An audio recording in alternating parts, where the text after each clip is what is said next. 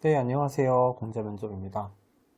이번 8강에서는요, 7강에서 말씀해드린 내용을 바탕으로 건강보험공단, LH공사, 한국전력공사, 그리고 코레일 기업 분석을 통해서 여러분들이 좀 해당 기관에 대해서 자소서나 면접을 준비하실 때 참고하실 수 있게끔 기업 분석을 해드리도록 하겠습니다. 실전 기업 분석이라고 작성을 해 놓았고요. 일단 건강보험공단에 대해서 먼저 말씀을 드려보도록 하겠습니다. 건강보험공단의 경우에는요, 경험 면접에서는 기업 분석 자체가 그렇게 크게 중요하진 않다라고 말씀을 드릴 수가 있을 것 같아요. 왜 그러냐면 건강보험공단 면접을 후기를 보시거나 면접을 준비하신 분들은 아시겠지만 경험에 대해서 되게 많이 물어봅니다. 지원자의 역량이나 강점도 간혹가다 질문을 한 개씩 하는 경우는 있지만 그 질문이 그렇게 빈도수가 높지는 않고요. 그렇기 때문에 기업 분석 자체가 막 엄청나게 중요한 기관은 아니지만 그럼에도 불구하고 여러분들의 역량은 물어볼 수 있기 때문에 한 가지 정도는 준비하셔야 된다라는 점 말씀을 드리고 싶습니다. 직무기술서나 기업 분석을 바탕으로 여러분들의 역량을 한 가지 정도는 준비하시고 그 이외에는 경험에 대한 정리를 철저하게 하셔야 될 텐데요. 하지만 토론 면접에서는 건강보험공단과 관련된 이슈를 정확하게 아시는 것이 당연히 중요하시겠죠. 왜냐하면 건강보험공단의 면접은 토론 면접에 한해서는 기관과 관련된 주제가 주어지는 경우가 많고, 그러면 건강보험공단과 관련된 정보를 여러분들이 알고 계셔야 토론 면접에서 좋은 답변들을 구조화를 통해서 준비해서 가실 수가 있겠죠. 토론 면접에 대해서 궁금하신 분들은 6강에서 말씀드린 구조화를 한번 들으시면 좋을 것 같고요. 그러면 건강보험공단에 대해서 한번 기업에 대해서 말씀을 드려보면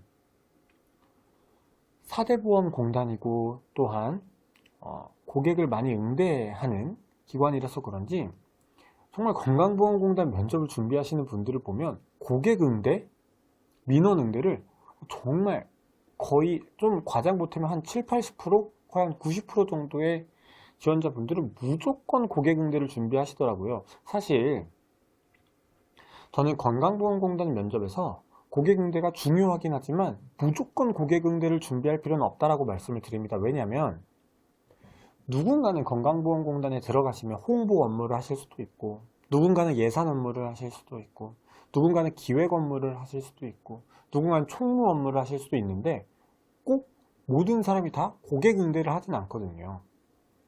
그리고 꼭 고객 응대 역량을 내가 면접에서 드러내야만 합격을 하는 건 절대 아니거든요.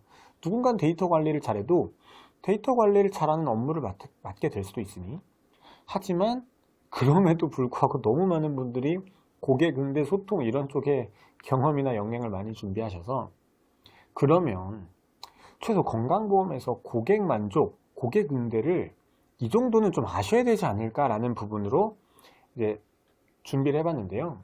건강보험공단 홈페이지 들어가시면 친절하게 공단 소개 고객 만족 경영 나와 있습니다. 건강보험공단이 공개를 해주고 있어요. 내부 고객 헌장을 보시면 고객 만족 경영 안에 이렇게 되어 있습니다. 공자 면접이 정리한 자료가 아니라 건강보험공단 홈페이지에 있습니다.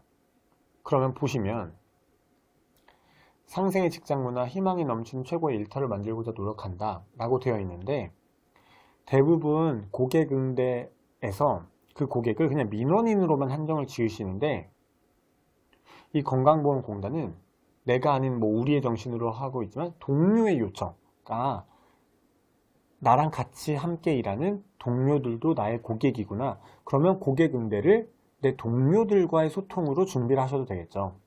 협력사 고객, 민원인 뿐만이 아니라 기관들, 예를 들어서 건강보험공단이라고 따지면 지자체 보건소, 주민센터, 국민연금공단, 건강보험심사평가원에 계신 직원분들 혹은 보건복지부 사무관이나 주무관 분들도 우리 공단의 고객일 수 있겠구나. 그리고 네 번째, 고객의 접점, 고객의 입장. 정말 찾아오시는, 내방하시는 혹은 전화를 주시는 민원인 분들. 그러니까 이 자료를 보시면 고객 응대를 단순히 민원인으로만 타겟을 지어서 접근하시는 것은 좀 좁은 시야이시다. 꼭 그렇게 하셔야 되는 것은 아니다 라는 부분을 말씀을 드리고 싶습니다. 다음 두 번째는 이제 토론과 관련해서 건강보험공단 면접을 준비하실 때 여러분들이 알고 가셨으면 하는 내용입니다. 홈페이지를 들어가시면요, 국민참여에 토론방과 진안토론 보기가 있습니다. 그러면 토론방 들어가셔서 먼저 보시게 되면 친절하게 토론 주제가 나와 있고요. 그 주제에 대해서 파일도 첨부가 되어 있어서 해당 주제에 대해서 어떠한 토론을 할 수 있고 그 토론과 관련된 주제가 있어서 건강보험공단과 관련된 이슈가 이미 정리가 되어 있고 그 이슈와 관련해서 자료도 있으니 여러분들이 이런 자료를 보시면 어떻게 토론이 될 수 있겠구나.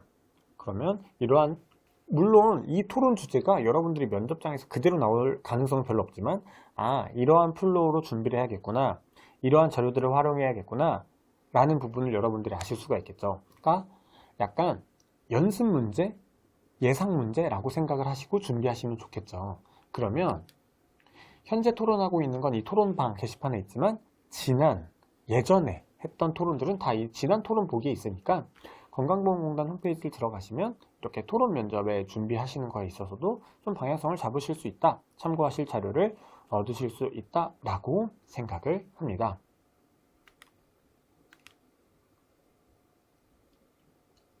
그러면은 이 국민건강보험공단 자료에 대해서 좀 더 말씀을 드리면 이 보건복지부 자료가 있습니다. 제1차 국민건강보험 종합계획 2020년 시행계획 자료가 있는데요. 이 자료를 한번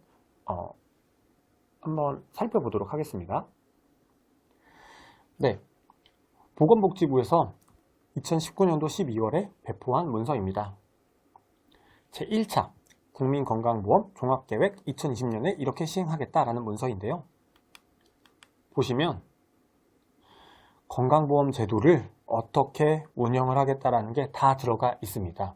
그래서 이 자료가 매우 방대하기 때문에 다 읽어보실 필요는 없지만 수립 개요나 세부 추진 과제, 그리고 여러분들이 조금 관심 있어 하시는 주제에 대해서는 한 번쯤 살펴보시면 좋을 것 같아요. 특히 행정직 분들이 이런 내용을 다 아시긴 좀 힘드실 것 같지만 요양직이나 건강직 분들은 사실 이런 건강보험 제도를 정확히 아시는 게 중요할 수 있기 때문에 여러분들의 직렬과 지원 직렬과 관련되어 있는 건강보험 제도를 한번 살펴보시면 여러분들에게 도움이 되실 것 같습니다. 국민건강보험공단은 보시다시피 보건복지부 산하 기관이기 때문에 보건복지부가 배포한 이런 문서에 따라서 업무를 수행하게 되겠죠.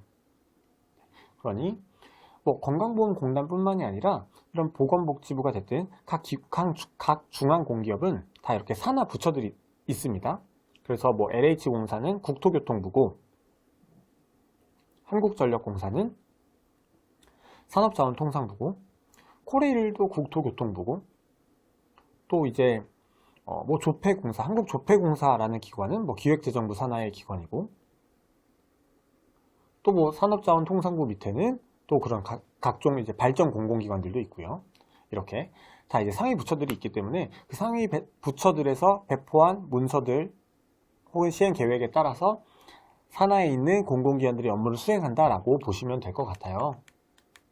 그래서 여기 보시면 수립 개요, 2020년도 시행 개요, 2020년도 이렇게 수립 건강보험 제도 이렇게 시행하겠다, 추진 경과 나와 있고요.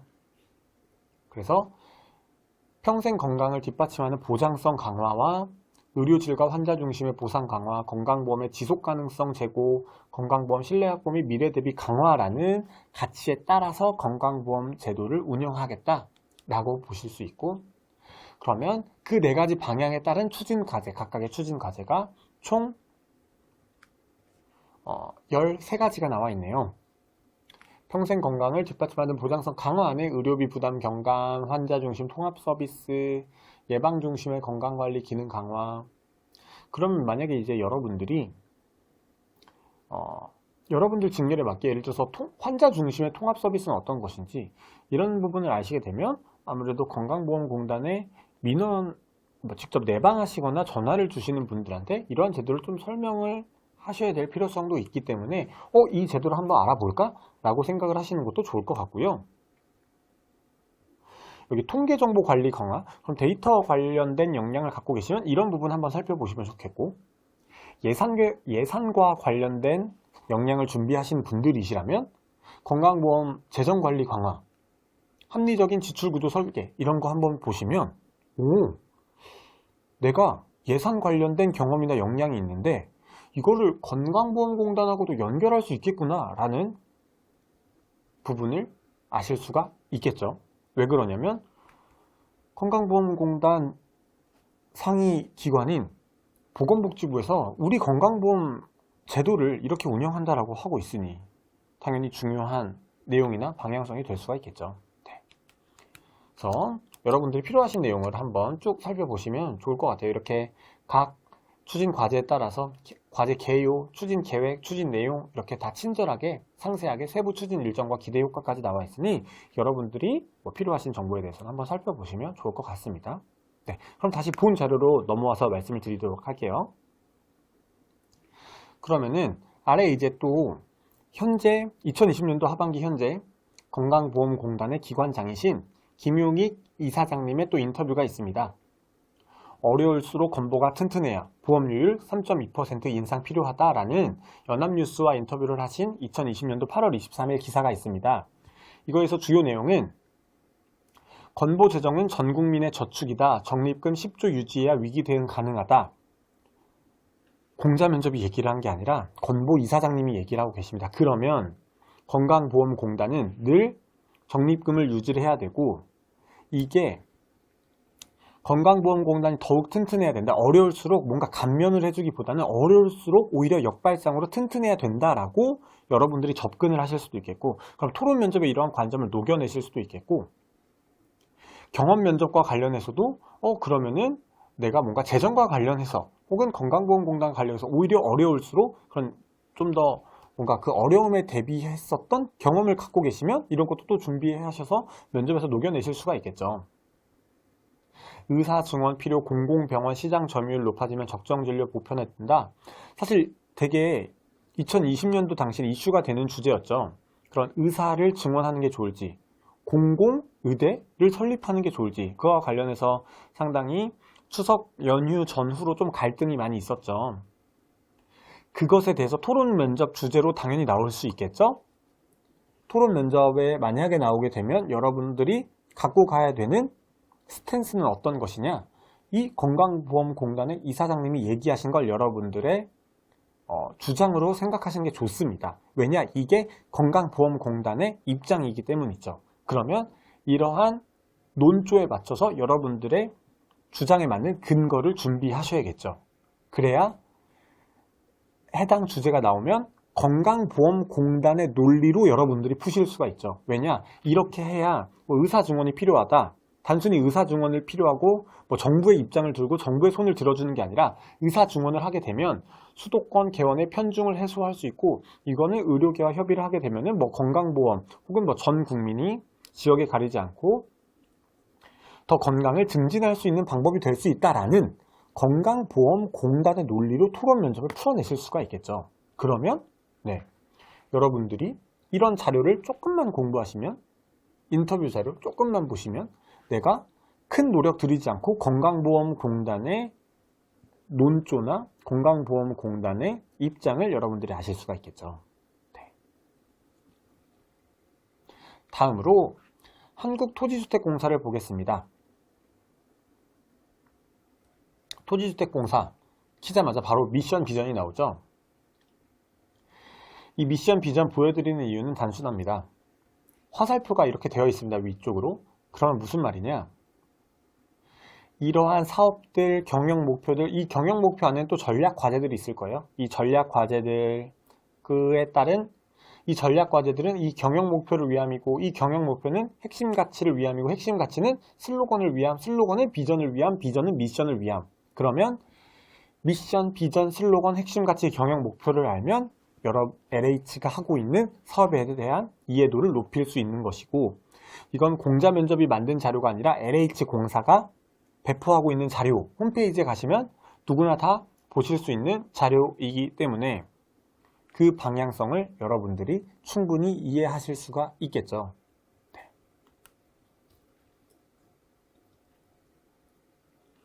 아마 2020년도 하반기 자소서 1번 문항 작성하시면서 이 경영 목표 많이 보셨을 거예요. 왜냐면은 이 경영 목표를 아셔야지만 경영 목표에 대해서 직접적으로 물어보는 문항이 2020년도 하반기 LH공사의 자기소개서 1번 문항이었기 때문에 이 부분을 여러분들이 지겹게 많이 보셨을 것 같은데요. 경영 목표, 전략 목표가 있고 이 전략 목표에 맞는 각각의 전략 과제들이 이렇게 3가지씩, 4가지씩 나와 있습니다. 그러면 이 전략 목표에 따라서 이 전략 과제들은 이러한 전략 목표를 달성하고자 하는 목표가 있겠죠. 그러면 주거 안전망을 구축하거나 수요 맞춤형 주거복지 서비스를 확대하는 건 국민 주거권을 보장하는 주거복지를 위한 사업이 되는 것이겠죠. 이렇게 방향성을 살펴보시는 건 매우 중요합니다. 그럼 LH공사에 대해서 기업 분석을 하려면 어떻게 해야 되느냐? 물론 앞서서 건강보험공단 혹은 현재 LH공사, 다음에 보여드릴 한국전력공사, 코레일 마찬가지로 기업 분석을 할 수 있는 자료는 상당히 많이 있습니다. 저도 많이 가지고 있지만 지금 수업에서 제가 여러분들에게 5시간, 10시간 동안 그 기관에 대해서만 분석을 해드릴 수는 없으니 정말 핵심적이고 기초적인 부분을 여러분들에게 말씀을 드리는 거라고 생각해 주시면 좋을 것 같아요. LH공사는 그러면 어떻게 분석을 시작하셔야 되느냐? 홈페이지 들어가시면 주요 사업이라고 되어 있습니다. 주요 사업도 카테고리가 총 8개나 돼요. 근데 이제 연구기술은 여러분들이 사실 보실 게 아니죠. 보통 이제 연구직 혹은 경력직 분들이 하시는 거고, 따라서 기타 사업, 국가정책사업, 주거복지사업, 도시조성, 도시재생, 지역균형, 공공주택사업 이런 것들을 좀 우선적으로 보시면 좋겠죠. 이 사업들 중에 물론 이제 개괄적으로 다 아실 필요는 있지만 여기서도 여러분들이 관심 있는 사업에 대해서 더 중점적으로 살펴보시는 게 더 효과적일 수도 있다라는 부분 확인해 주시고요. 뉴스룸을 가시면 또 프레스센터에 LH가 배포한 보도자료와 언론에서 먼저 배포한 LH 자료가 있습니다. 이것도 언론 기사도 살펴보시게 되면 해당 기관에 대해서 분석을 하시는 데 있어서 매우 도움이 되시겠죠. 여기서도 문서와 함께 그 기관장의 인터뷰 내용을 가지고 왔습니다. 2020년도 하반기 현재 변창흠 사장님이 LH공사의 이제 기관장이신데요.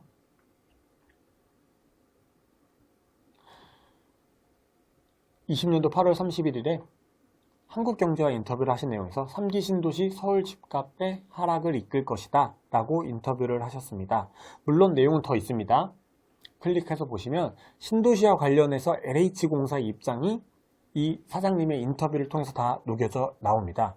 그러면 물론 이제 2020년도 하반기에는 LH공사가 기존에 진행을 했던 PT와 토론 면접이 없어져서 이런 부분에 대해서 조금 아쉽긴 하지만 PT와 토론 면접이 없어졌다고 기업 분석 안 하시고 갈 건 아니니까, 그러면 신도시와 관련된 만약에 질문이 들어온다? 그러면 이 사장님이 말씀하신 논리대로 여러분들이 풀어내시면 훨씬 더 LH공사의 논리를 통해서 회사의 방향을 풀어내실 수가 있을 것이고, 만약에 여기서 여러분들이 기여할 점까지 준비를 해 가신다면 3기 신도시와 관련해서 질문이 나왔을 때 여러분들의 역량을 통해 어떻게 회사에 기여할지까지 구체적으로 접근을 하실 수 있어서 충분히 여러분의 역량을 잘 발휘하실 수가 있겠죠.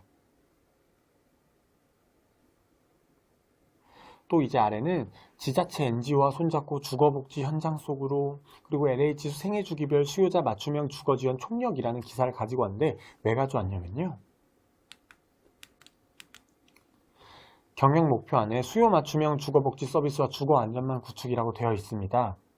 제가 이거는 이 경영 목표안에 기업 분석하는 방법을 좀 말씀드리고자 가지고 왔는데요. 제가 말씀을 7강에서 서울교통공사의 기업 분석 자료를 말씀을 드리면서 설명을 드렸었는데요.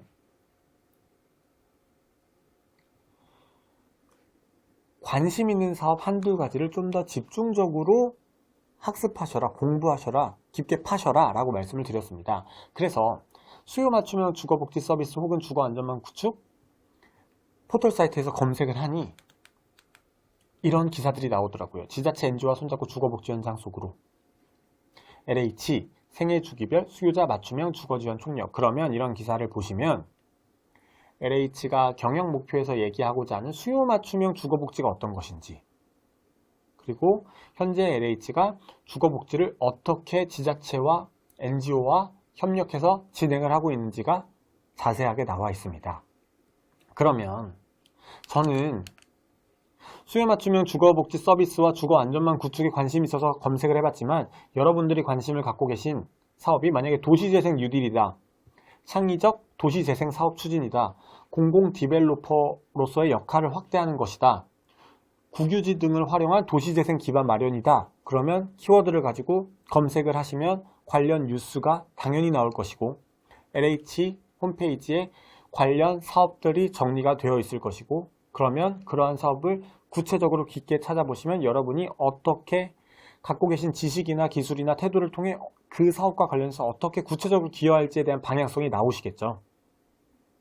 물론 제가 여러분들 한 명 한 명의 경험이 어떤지, 역량이 어떤지를 잡아드릴 수는 당연히 없겠죠. 지금 뭐 강의를 하면서 한 분 한 분 다 뭐 상담을 진행할 수는 없으니. 하지만 여러분들이 뭐 어찌됐든 각자 이제 자소서를 쓰시면서 혹은 취업을 계속 하시다 보면 내 역량, 내 경험이 어떤 것인지 점차 정리가 되실 거예요. 그러면 그렇게 정리되신 경험이나 역량을 통해서 회사에 구체적으로 어떻게 기여하실지를 이러한 검색이나 회사 홈페이지나 기관장의 인터뷰를 통해 가져가시면 좋을 것 같습니다. 이러한 것이 기업 분석의 출발점이고 면접을 준비하시는 것에 있어서 매우 중요한 요소입니다. 그리고 심지어 LH공사는 자소서에서도 이런 내용을 물어봤기 때문에 이러한 내용을 녹여내셔야 자소서에서 좋은 서류 전형에서 좋은 결과를 받으셨을 거라고 생각을 합니다. 왜냐하면 자소서의 비중이 상당히 큰 회사이기 때문이죠. 주거복지에 대해서 찾아보다 보니 LH도 이제 건보에서 보건복지부와 관련된 문서를 받듯 LH에 대해서도 찾아보다 보니 LH의 상위기관인 국토교통부에서 배포한 문서를 찾아볼 수 있었습니다. 이 자료를 또 한번 보면서 얘기를 나눠보도록 하겠습니다. 네, 국토교통부가 3월에 배포한 자료입니다. 이거는 국토교통부 홈페이지 들어가셔서 검색하시면 나오는 자료이고요. 주거복지 로드맵 2.0입니다. 제가 자꾸 상위기관의 문서를 보여드리는데요. 보통 공공기관들의 업무 프로세스가 어떻게 구성되는지 한번 말씀을 드려볼게요. 상위부처에서 이러한 계획이나 좀 큰 단위의 문서를 배포를 합니다. 문서를 작성하고 계획을 세우고 계획을 수립하고 어떻게 시행할 것인지 구체적으로 이제 문서 행위를 하게 되면 계획을 발표하면 관련되어 있는 공공기관들이 이러한 실무를 수행하게 됩니다. 그래서 국토교통부가 이 주거복지 2년의 성과와 더 나은 미래를 위해서 발전 방안을 제시를 하면, 그리고 주거복지 로드맵 2.0을 만들게 되면 그 계획에 따라서 LH공사 혹은 각 이제 지자체에 있는 도시공사들, 뭐 인천도시공사, 경기주택도시공사, 뭐 서울주택도시공사 등 각 도시공사와 LH공사가 협업을 해서 이런 주거복지를 정말 이제 구체적으로 실무를 하는 것이죠. 그러면 이 국토교통부의 계획을 보면 이제 LH가 어떻게 사업을 추진할 것인지 방향성을 보실 수가 있죠. 왜냐? 아까도 5강 때도 말씀을 드렸었죠. 예를 들어서 LH가 이러한 국토교통부 사업의 내용에 반기를 들고 저희 이렇게 안 할 겁니다 라고 하면 국토교통부가 예산을 주거나 혹은 사업과 관련해서 결제를 안 내려줄 거예요. 왜냐? 우리 국토교통부의 방향은 이것인데 LH공사가 그 방향성을 따르지 않으면 당연히 LH공사의 상위기관이니까 그런 업무에 대한 결제, 업무에 대한 선택을 할 수 있는 권한은 국토교통부에 더 큰 권한이 주어져 있는 것이죠. 책임도 더 크게 주어져 있는 것이고, 따라서 LH공사의 사업 방향은 이러한 국토교통부가 배포한 문서에 따라 정해질 수 있겠다라고 생각을 해 주시고 자료를 보시면 좋을 것 같습니다. 추진 배경, 추진 실적, 보완 방안, 그래서 어떻게 추진할 건지가 나와 있습니다. 추진 배경, 왜 하는지 한번 읽어보시면 LH공사에 만약에 면접을 가신다? 한번 당연히 읽어보셔야겠죠.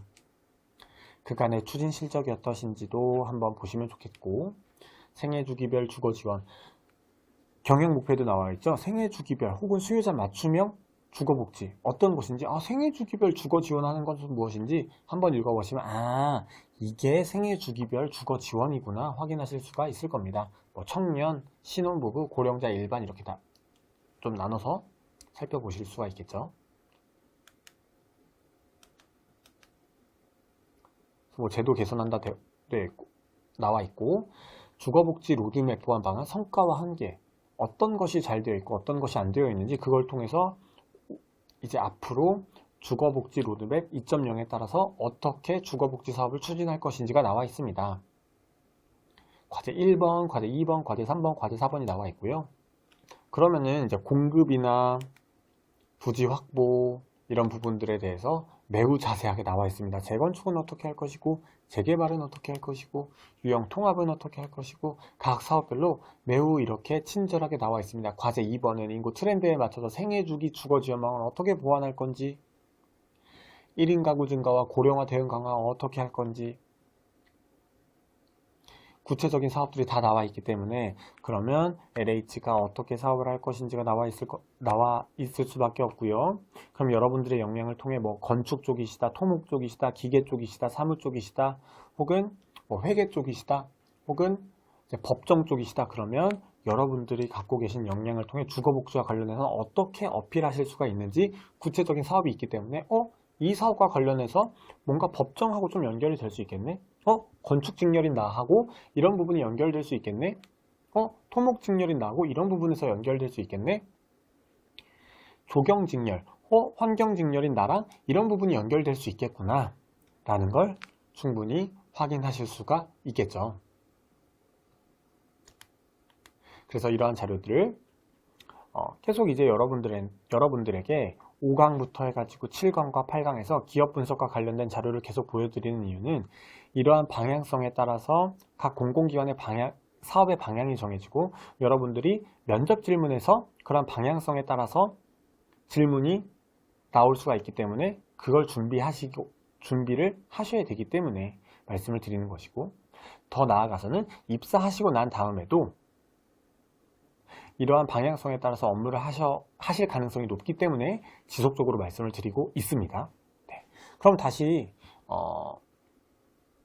PPT로 넘어가기 전에 그 LH 홈페이지에 보시면요, 지속가능 경영 보고서라고 있습니다. 그 이제 지속가능 경영 보고서를 한번 또 살펴보시면서 LH에 대해서 한번 좀 더 깊은 내용을 한번 말씀드려 보도록 하겠습니다. LH 홈페이지에 있는 지속가능 경영 보고서입니다. 공식적으로 LH가 배포한 문서이기 때문에 충분히 여러분들이 LH의 방향성을 확인하실 수 있는 정보이고요.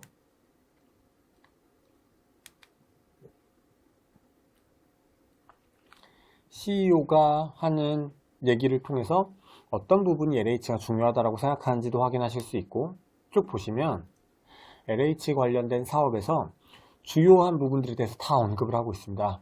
지역 균형 발전 뭐 하고 있는지, 사회적 가치 실현 뭐 하고 있는지, 도시 재생 뭐 하고 있는지, 신난방 정책 뭐 하고 있으며, 제로 에너지 달성 추진 체계, 국민의 주거권 보장, 주거 안전 강화, 국민 체감형 융복합 신사업 모델, 지역별 협력 네트워크 및 플랫폼 구축, 전 직렬 여러분들에게 필요한 정보들이 다 담겨 있죠. 지속가능 경영체계 강화라고 해서 LH의 미션, 비전, 핵심 가치 이런 것들은 어딜 가나 늘 나와 있고, 각 사업들 연계 프로그램과 중점 추진 목표 2025년까지 어떻게 할 건지가 나와 있고요. LH 소개에서 현황, 네트워크, 조직, 연혁, 주거복지 관련해서 공공주택과 관련해서 LH 사업 어떤 게 있는지, 주거복지 지원, 주거생활 지원 서비스, 도시재생 뉴딜, 세태지역 경제활력 활성화, 홈페이지에서 물론 당연히 보시면서 하나하나 정리하셔도 좋지만 굳이 정리하지 않으셔도 LH가 이미 정리를 여러분들을 위해 해놓았습니다. 확인하시면 매우 좋겠죠? 미래 성장 동력을 위해 또 스마트시티, 산업단지, 경제자유구역, 해외 수출 사업, 남북협력, 행정중심, 복합동시, 세종시, 혁신도시, 국토관리 시스템, 이렇게 많은 사업들이 이렇게 잘 일목요연하게 정리가 되어 있습니다. 그러면 여기서 정보를 확인하시고, 두 번째 관심 있는 사업이 있으면 그때부터 구체적으로 포털 사이트나 홈페이지에서 더 깊게 들어가시면 되겠죠. 계속 똑같이 말씀을 드리고 있습니다. 왜 그러냐? 기업 분석에 활용되는 방법은 똑같습니다. 물론 그 기관에 따라서 찾아보셔야 되는 자료, 제공받는 자료를 통해서 이제 회사에 대한 방향성을 여러분들이 계속 찾아가셔야 되지만 방법은 똑같습니다. 자료만 달라지고 분석해야 되는 기관만 달라질 뿐이죠. 그렇기 때문에 기관에 따라서 분석하는 방법이 전혀 달라지지가 않고 있습니다. 준비하셔야 되는 방법도 달라지지 않고 있고요. 이런 부분을 계속해서 확인해 주시고, 제가 분석해 드리는 스마트 시티 조성이 무슨 사업인지 이런 뭔가 하나의 사례, 하나의 미시적인 관점으로 하나하나 너무 세부적인 걸 보시기보다는, 공자 면접이라고 하는 사람이 면접이나 자소서를 준비하는 데 있어서 어떠한 방향성을 가지고 어떠한 논리 흐름을 통해서 준비를 하고 있는지를 계속 그러한 논리 흐름, 좀 큰 틀에서, 거시적인 틀에서 좀 계속 확인을 해 주셨으면 좋겠어요. 지속가능 경영, 이행 노력, 지배구조 이런 것들 나와 있는데, 지배구조 이런 건 별로 크게 중요하진 않겠죠. 이해관계자 참여라고 해서, 그러면 예를 들어서 여러분들이 소통과 관련된 역량을 어필하고 싶다. 그러면 이해관계자들이 어떤 것들이 있는지, 이거는 기술직, 사무직 다 가리지 않고 이해관계자들과 이렇게 소통을 하거나 조율을 하셔야겠죠. 리스크 관리도 어떤 리스크들이 있고 이런 리스크들을 어떻게 관리하셔야 되는지, 법정직렬이나 회계직렬 같은 분들은 이런 거를 좀 확인하시는 게 좋겠죠. 보통 이제 리스크는 법과 관련된, 그리고 재무와 관련된 리스크들이 많이 나와 있으니, 중대성 평가라도 되어 있고, 핵심 이슈. 그래서 LH가, 그러니까 남들이 분석해줘서 LH 핵심 이슈를 얘기하는 게 아니라 LH가 본인들이 우리의 핵심 이슈는 이것입니다 라고 제시를 해놨습니다. 첫 번째, 가치 창출을 위한 혁신. LH가 말하는 혁신, 본인들이 말하는 혁신이 무엇인지, 지역사회 경제 활성화, 어떻게 노력을 하고 있는지 친절하게 도표까지 넣어서 가시적으로 가독성 높여서 잘 정리가 되어 있습니다. 되게 많이 있네요. 지속가능한 신성장 동력 어떻게 확보하고 있는지, 안정적으로 경영성과 창출하기 위해 어떻게 하고 있는지, 여기도 써 있습니다. 주거복지 로드맵, 공공주택 건설 목표, 성공적 추진. 제가 말씀드린 게 그냥 제가 뇌피셜로 얘기를 하는 게 아니라, 그냥 공자 면접의 자의적인 기준으로 말씀을 드리는 게 아니라 실제 기관들에서 똑같이 따르고 있습니다. 그러면 만약에 PT나 토론 면접을 LH가 시행하게 된다라고 한다면, 이러한 자료들, 아까 국토부 자료 혹은 기관장이었던 변창흠 사장님의 인터뷰 자료, 그리고 이러한 지속가능 경영 보고서 자료 안에서 웬만하면 토론이나 PT 주제가 나올 가능성이 높겠죠. 그런 부분도 확인하시면 좋겠고, PT와 토론 면접 질문이 나오지 않더라도 당연히 회사와 관련된 이슈는 면접에서 당연히 나올 테니까 PT와 토론 2020년도 하반기에 보지 않는다고 이런 자료를 안 보시는 건 당연히 면접을 준비하시는 올바른 방법이 아니시겠죠. 네. 상생 강화 이렇게 나와 있습니다. 쭉쭉쭉 나와 있죠. 인권 경영, 동반 성장, 사회적 책임, 사회공헌, 사회기반 시설 투자, 환경 책임, 이런 부분. 그러니까 사실 어떻게 보면 5강에서 말씀드렸던 사회적 가치, 뉴딜, 사실 다 녹여져 있습니다. 신기하죠? 이걸 어떻게 다 녹여져 있지? 공공기관의 업무 프로세스가, 저는 이제 현업에서 일을 했었기 때문에 그러한 업무 처리 체계를 알고 있으니 여러분들한테 설명을 드리는 거죠. 그러니까 그런 거라고 생각을 하시면 돼요. 면접을 정말 아래에서부터 준비를 하시는 게 아니라 위에서 거시적으로 기재부와 정부 정책 기조부터 해가지고 정부 정책 기조, 사회적 가치와 뉴딜이네, 그거에 따른 국토부의 방향성, 그에 따라서 LH의 방향성, 그러면 내가 어떠한 업무를 할 수 있으니 내 역량을 준비하면 되겠구나. 이렇게 거시적으로 보시면 좀 더 면접이나 자소서를 풀어나가시기가, 여러분이 갖고 계신 역량을 혹은 여러분의 경험을 어떻게 LH공사에 기여할 수 있을지 준비하시기가 수월해지시겠죠. 지금 제가 말씀드리고 있는 건 LH공사이지만 뭐 여러 가지 기관이 있죠. 뭐 지역난방공사, 남부발전, 남동발전, 뭐 서부발전, 국민연금공단, 뭐 건강보험심사평가원, 관광공사, 이런 기관들도 이러한 기준이 적용되지 않느냐? 다 적용이 됩니다. 네. 그러면 다시 수업 자료로 넘어와서 말씀을 드려보도록 하겠습니다. 네, 이러한 방향성을 잘 참고하셔서 LH공사 면접을 가시게 된다면 네, 잘 준비하셨으면 좋겠고요. 다음 이제 한국전력공사입니다. 촬영일 기준으로 아마 한 3일에서 4일 정도 남은 걸로 알고 있어요. 서류 전형 마감이 2020년도 하반기. 네.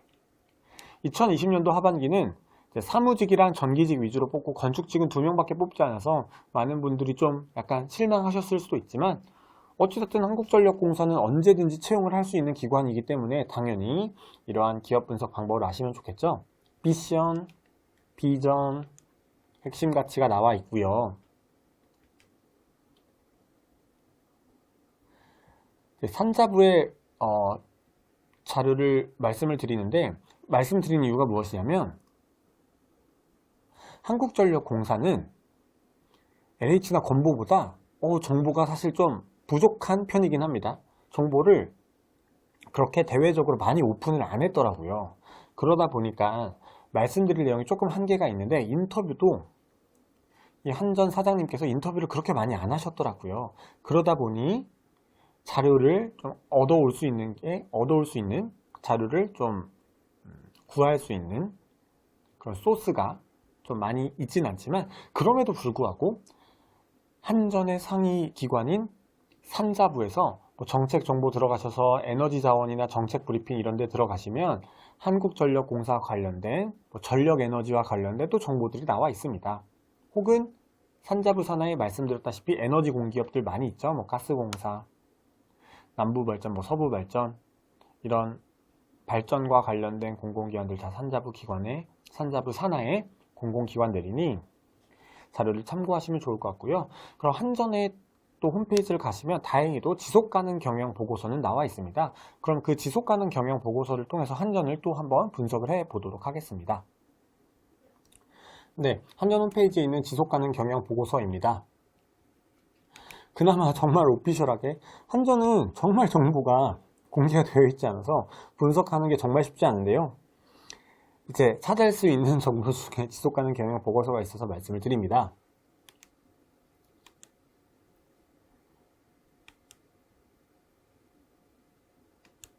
뭐 사장님의 인터뷰는 아니죠. 메시지가 이렇게 나와 있고요. 패러다임 변화, 뭐 전력 공급의 효율성과 고객 서비스 질 높인다, 지속가능 성장 기반 마련하겠다, 윤리, 투명, 안전 경영으로 신뢰받는 공기업이 되겠다, 이렇게 작성이 되어 있고요.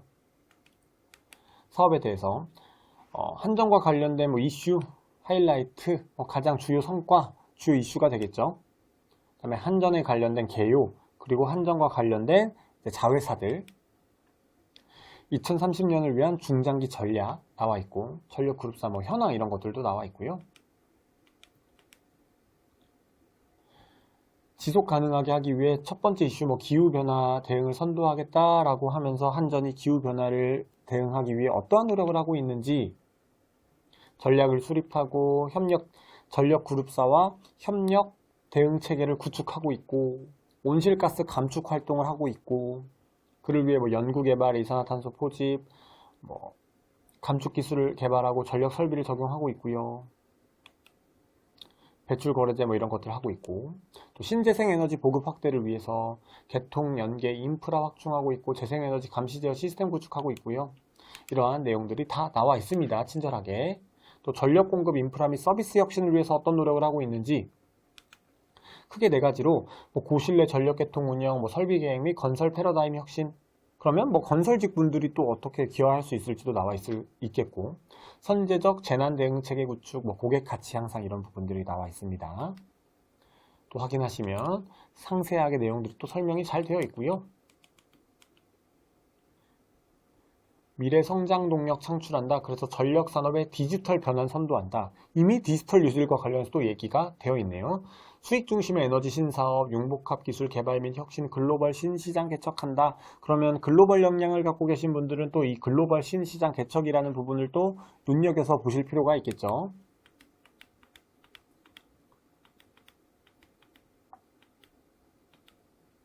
사회적 가치 구현에 대해서도 나와 있고, 또 이제 뒤에서 보면요, 뒷부분으로 넘어가면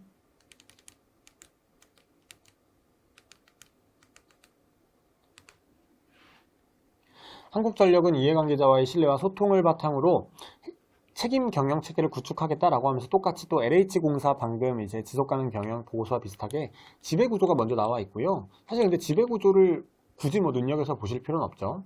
윤리 경영을 위해서 어떻게 노력을 하고 있는지, 모든 회사는 다 윤리, 뭐 청렴 이런 부분들을 중요하게 생각을 하고 있기 때문에 한전에서는 윤리, 그리고 이런 뭐 투명한 경영 혹은 청렴과 관련해서 어떻게 노력을 하고 있는지 한번 또 살펴보실 수가 있고요.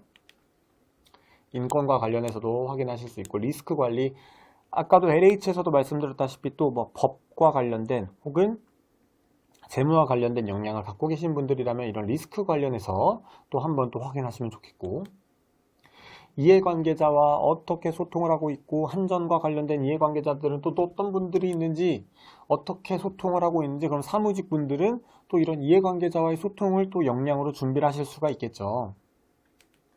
이러한 기준을 통해서 지속가능 뭐 데이터들도 나와 있고 하지만, 이렇게 한전과 관련된 정보들이 정말 꽁꽁 한국전력공사는 정말 정보를 꽁꽁 숨겨놨지만, 이렇게 산자부 홈페이지를 통한 자료와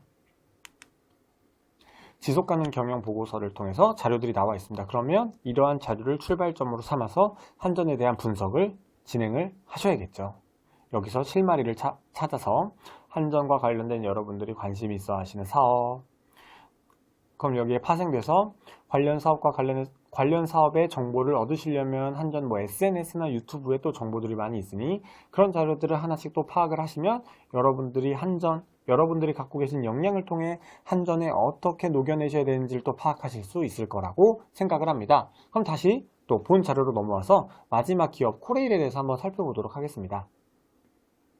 마지막 코레일입니다. 가장 이제 취준생분들이 큰 관심을 갖고 계신 그리고 많은 채용을 하고 있는 5개 기업, 서울교통공사, 건강보험공단, LH공사, 한국전력공사, 그리고 코레일, 마지막 코레일 기업 분석은 또 어떻게 해야 되는지 말씀을 드려보도록 하겠습니다. 가치 체계가 나와 있습니다. 미션, 비전, 핵심 가치, 경영 방침, 모든 공공기관들이 다 이러한 방향성은 다 제시를 해주고 있죠. 또 5대 전략 목표, 또 전략 과제들이 있는데요. 코레일은 그럼 또 코레일과 관련된 자료를 어떻게 찾으면 좋을지 한번 예시를 들어드리고자 보편적 서비스에 대해서 한번 말씀을 드려볼게요. 아니 도대체 철도의 공공성을 어떻게 강화를 하지? 근데 그 철도의 공공성 강화 아래 전략 과제 중에 하나로 보편적 서비스를 강화한다라고 되어 있습니다. 그러면 여러분들이 기업에 대해서 정보를 찾으실 때 어떻게 찾아야 되는지 예시를 들어드리고자 이런 보편적 서비스에 대해서 한번 말씀을 드려보도록 할게요. 포털 사이트에 코레일 보편적 서비스 그냥 검색하시면요, 코레일 벽지 노선 활성화 적극 추진이라는 서울경제가 만든 2019년도 5월 28일 자료가 나옵니다. 그러면 보편적 서비스라고 하는 건 누구나 꼭 수도권에 있는 사람뿐만이 아니라 좀 산간지역이나 인프라가 좋지 못한 곳에서 살고 계시는 분들도 코레일의 철도 서비스를 이용할 수 있게끔 하는 것이 보편적 서비스 중에 하나이구나. 또 뭐 이런 것들도 있을 수 있겠죠. 당연히 뭐 좀 몸이 불편하신 분들, 뭐 노인분들 혹은 저소득층 분들도 코레일의 서비스를 이용할 수 있게끔 하는 것이 코레일의 보편적 서비스가 되겠죠. 그러면 여러분들이 예를 들어서 뭐 사회공헌이나 봉사활동을 하신 경험이 있으시거나 혹은 뭔가 마케팅, 왜냐하면 코레일의 경우에는 사무영업직이라고 하죠. 이런 코레일의 새로운 상품이나 서비스를 개발하셔야 될 수도 있기 때문에 이런 보편적 서비스와 결부하셔서 상품을 만드실 수도 있겠고, 혹은 여러분들이 기술직이시다 그러면 이런 보편적 서비스와 관련해서 산간지역, 꼭 KTX가 가는 시설뿐만이 아니라 이러한 산간지역 혹은 무궁화호 같은 것들이 어떻게 좀 잘 운영이 될 수 있을지를 여러분들이 갖고 계신 전공 지식을 바탕으로 기여할 점을 찾으시는 것도 이런 보편적 서비스에 여러분이 갖고 계신 지식이나 기술이나 태도를 가지고 어필하실 수 있는 점이 될 수 있다 라고 생각을 하시면 좋을 것 같고요. 현재 이제 촬영일 기준으로 코레일의 기관장이신 손병석 사장님께서 안전이 최상의 서비스다 라고 얘기를 하시면서 또 인터뷰를 하신 내용이 있습니다. 여기서 안전, 또 안전, 사흘에 한 번꼴로 현장을 방문하셨다라는 것을 확인하실 수 있는데요. 그러면 기술직 분들은 당연하고 사무직 분들도 안전이 가장 중요한 가치다라는 것을 또 여러분들이 말씀을 하실 수 있어야겠죠.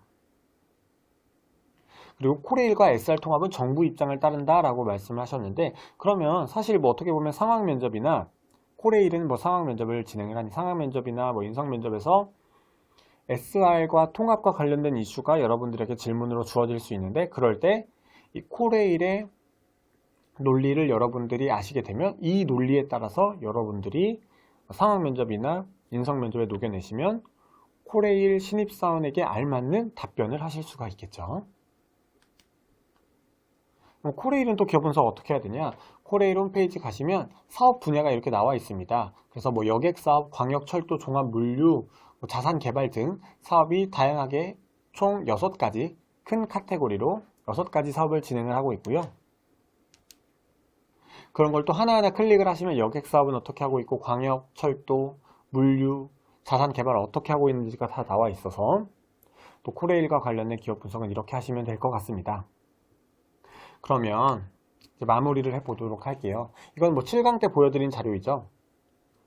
이러한 기업 분석을 바탕으로 여러분의 역량이 어떤 것들이 있고 그 역량에 대한 여러분들의 경험, 그리고 회사에 구체적으로 기여할 점 계속 말씀드렸죠. 그걸 통해 그러한 뭐 필살기 멘트 혹은 만능 답변이 될 수 있는 한 가지에서 2가지, 많게는 3가지의 연결고리, 내 역량과 기관의 사업의 연결고리를 지으셔서 그 연결고리라는 뼈대에 살을 붙이신 다음에 살 붙이신 걸 바탕으로 회사와 관련된 질문에 답변을 녹여내시는 게 훨씬 효율적이고 효과적이다. 그렇게 2-3가지 만능 답변을 통해서 이러한 여러분들이 예상하지 못한 질문들에 답변을 하시는 게 어떤 효과가 있냐? 첫 번째, 면접은요 절대 여러분들이 100% 예상한 질문이 나올 가능성은 별로 그렇게 크진 않습니다. 당연히 알고 계시겠죠. 그러면 예상치 못한 질문을 받으셨을 때 좀 덜 당황하고 답변을 하실 수가 있겠죠. 보통 면접과 관련해서 저한테 어떤 부분들을 또 이제 물어보시는 분들이 계시냐면, 예상치 못한 질문에 어떻게 당황하지 않고 답변을 할 수 있어요? 라고 물어보시는 분들이 계십니다. 사실 어렵죠. 예상치 못한 질문은요 저도 당황합니다. 그러면 면접은 예상치 못한 질문이 없게끔 다 100% 준비하는 것보다는 예상치 못한 질문이 나와도 내가 준비해 놓은 답변을 바탕으로 답변에 녹여내시는 게 훨씬 더 효과적이라고 생각을 합니다. 왜냐? 어차피 모든 질문에 다 예상 답변을 100% 내 머릿속에 다 넣고 들어가는 건 불가능하다라고 생각을 하기 때문입니다. 면접에서 받으실 수 있는 질문은요 조금 과장 보태면 1000가지가 넘습니다. 그럼 그 1000가지 관련된 질문에 대한 답변을 1000개의 답변을 만드셔야 되는데 그걸 어떻게 다 외워서 가시겠어요? 불가능하겠죠. 그렇기 때문에 첫 번째, 예상치 못한 질문에 덜 당황하고 답변을 녹여내실 수 있다. 2번째, 예상치 못한 질문임에도 불구하고 내가 잘 준비된 답변을 바탕으로 얘기를 하시니, 그러면 준비되지 않은 질문이라고 해도 나의 역량이 비교적 효과적으로 잘 드러날 수가 있겠죠. 그럼 면접장에서 가장 중요하다고 생각할 수 있는 예상치 못한 질문에 덜 당황하고 내 역량을 효과적으로 드러낼 수 있다면 이 방법으로 면접을 준비하지 않을 이유가 없겠죠. 네. 그렇기 때문에 7강과 8강을 통해서 예상 질문, 기업 분석을 통해서 어떻게 직무 면접을 접근하셔야 되는지를 말씀을 드렸습니다.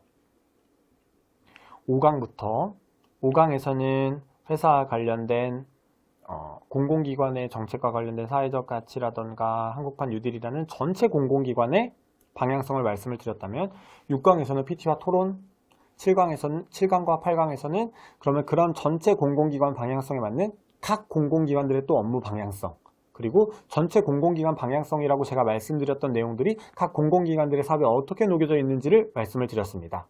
네. 그러면 앞으로 9강과 10강에서는 인성면접에 대한 내용을 말씀을 드릴 거고요. 10강에서는 여러분들이 또 자소서나 면접 혹은 서류 전형과 면접 전형에 있어서 어려워하시는 부분들을 좀 FAQ라고 해서 좀 그런 부분들에 대해서 말씀을 드리는 내용을 통해서 여러분들에게 또 정보를 드리도록 하겠습니다. 그러면 8강 긴 시간 동안 강의 들어주셔서 고생하셨고요. 다음 강의에서 뵙겠습니다. 고생하셨습니다.